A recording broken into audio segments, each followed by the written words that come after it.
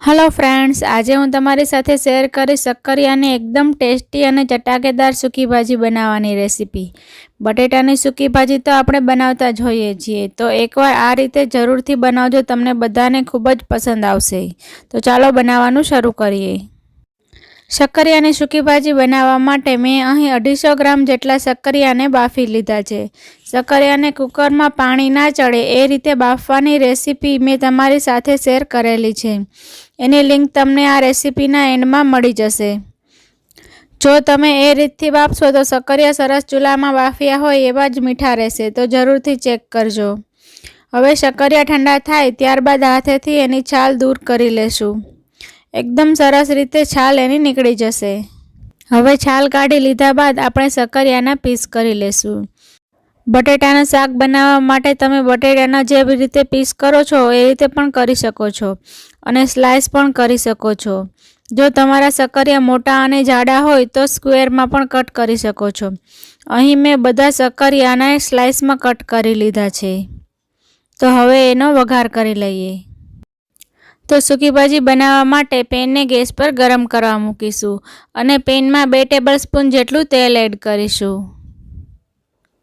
तेल गरम थाय त्यारे एमां अर्धी चमची जेटलुं आखुं जीरुं एड करीशुं अने साथे ज अर्धी चमची जेटला सफेद तल एड करीशुं। અહીં આપણે ફરાળી सूकी भाजी बनावीए छीए एटले राई एड नहीं करीए। त्यारबाद 8 થી 10 જેટલા મીઠા લીમડાના પાન એડ કરીશું। તીખાસ માટે 2 લીલા મરચાંને ઝીણા સમારી લીધા છે તે એડ કરીશું અને સાથે જ અડધો ઇંચ જેટલા આદુને ખમણી લીધું છે તે એડ કરીશું। તમે લીલા મરચાં અને આદુની જગ્યાએ આદુ મરચાંની પેસ્ટ પણ એડ કરી શકો છો। હવે આદુ અને મરચાંને 30 થી 40 સેકન્ડ માટે તેલમાં સોતે કરી લઈશું। તમે જેટલું સ્પાઇસી ખાતા હોય એના બેઝ પર તમારે આદુ અને મરચાંનું પ્રમાણ વધુ ઓછું કરી શકો છો।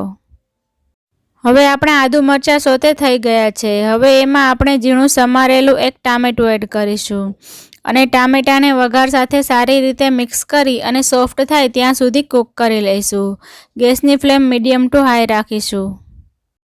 फ्रेंड्स, जो तमे मारी सक्करियानी क्रीमी अने फ्लेवरफुल खीरनी रेसिपी ना जोई होय तो एनी लिंक एंड स्क्रीन पर अने डिस्क्रिप्शन बॉक्स में मळी जशे। तमे चेक करी शको छो अने साथे चेनल सब्सक्राइब करवानुं ना भूलशो। हवे आपणा टामेटा सॉफ्ट थई गया छे तो हवे एमां मसाला करी लईए। सौप्रथम आपणे स्वाद प्रमाणे नमक एड करीशुं, साथे अर्धी चमची जेटलो हळदर पाउडर एड करीशुं। तमे जो उपवास में हळदर ना खाता होय तो बिल्कुल स्कीप करी शको छो। साथे अर्धी चमची जेटलो लाल मरचुं पाउडर एड करीशुं अने साथे 1 चमची जेटलुं धाणा जीरुं पाउडर एड करीशुं। हवे आ बधी वस्तुने सारी रीते मिक्स करी दईशुं अने मसालाना तेलमां 30 થી 40 सेकंड माटे सोते करी लईशुं। मसाला आपणा तेलमां सोते थई जाय त्यारबाद आपणे बाफीने कट करीने राखेला सक्करिया एड करी दईशुं। અહીં આપણે सक्करियाने બાફ્યા છે તો એ તૂટી ના જાય એ રીતે હળવે હાથે આપણે એને મિક્સ કરી લઈશું। હવે આપણે सक्करियाने લો ટુ મીડિયમ ફ્લેમ પર સોતે થવા દઈશું એટલે મસાલાનો બધો ટેસ્ટ सक्करिયામાં બેસી જાય। હવે આપણે એમાં 2 થી 3 ટેબલસ્પૂન જેટલા કાચા સિંગદાણાને મિક્સરમાં પાવડર કરી લીધો છે તે એડ કરીશું। તમારી પાસે સોલ્ટેડ अथवा શેકેલા સિંગદાણા હોય તો એનો ભૂકો કરી અને એડ કરી શકો છો। બધું જ એકદમ બરોબર મિક્સ કરી લેવાનું છે। આના સિવાય તમે કોઈ બીજા મસાલા વ્રત કે ઉપવાસ દરમિયાન ખાતા હોય તો એ પણ ઉમેરી શકાય છે।